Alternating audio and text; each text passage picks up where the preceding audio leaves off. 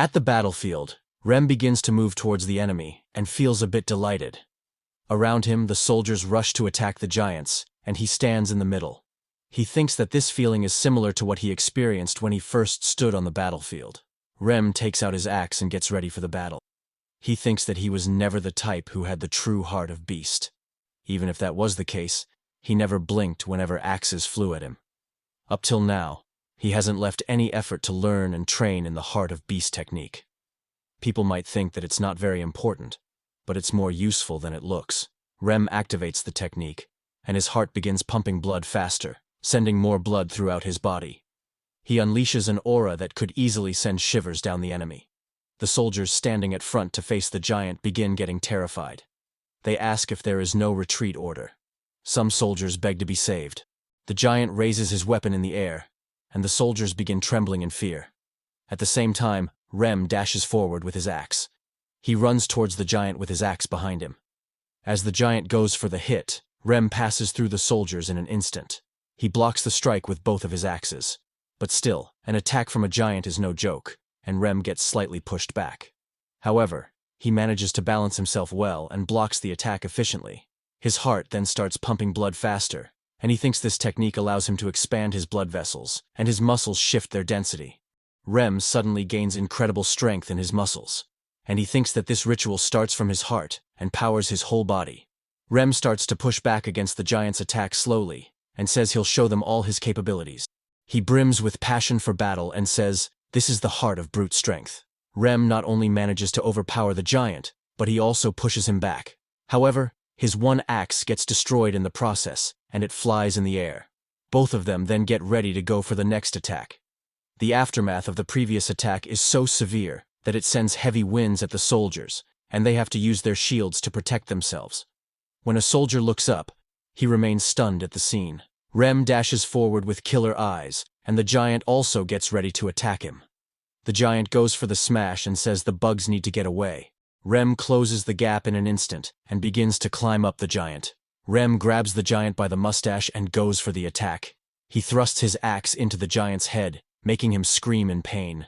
The giant hurls the attack at Rem, and he dodges in time. He leaves the axe on the giant's head. Rem gets back and clicks his tongue. He says that all their weapons are so weak. Suddenly, a soldier throws a spear towards Rem. Rem catches the spear without looking behind, and looks at his soldiers. A soldier gives his weapon to Rem and says he needs to win this. Rem chuckles and says that they can at least read the room here. He becomes excited once again and goes to attack the giant. The soldiers say that they need to help the madman. They start throwing their spears and say they need to keep the weapon coming for Rem.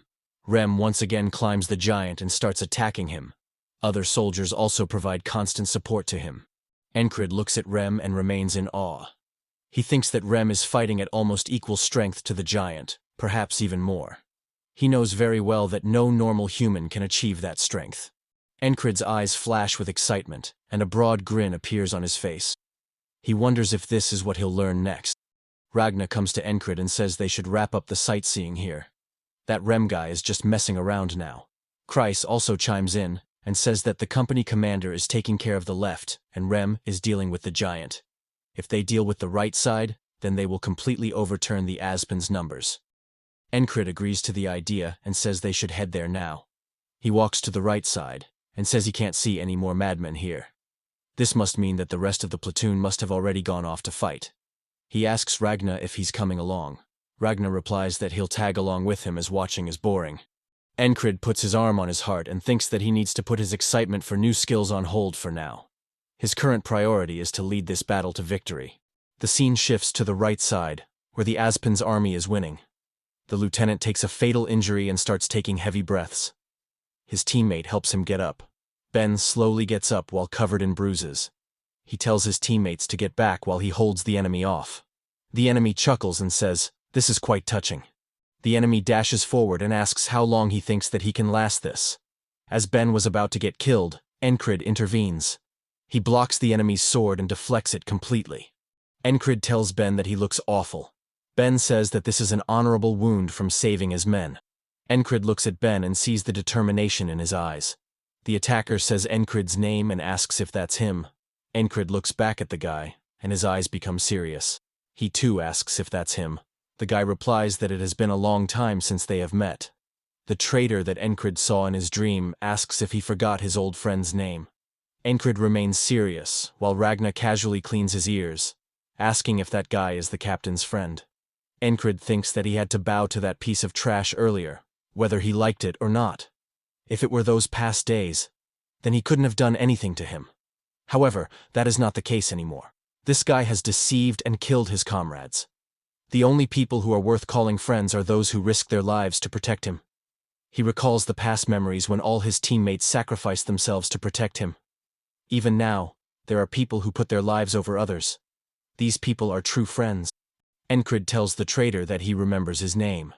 He looks at him with a dead serious expression and asks if his name is Motherfucker, right? The traitor asks, what did he say? Enkrid corrects himself and says that it's a mistake to call him that. Enkrid pulls out his sword and says his real name is Subhuman Fuck. The traitor becomes annoyed and dashes forward with his sword. He asks how a weak little maggot is getting all cocky.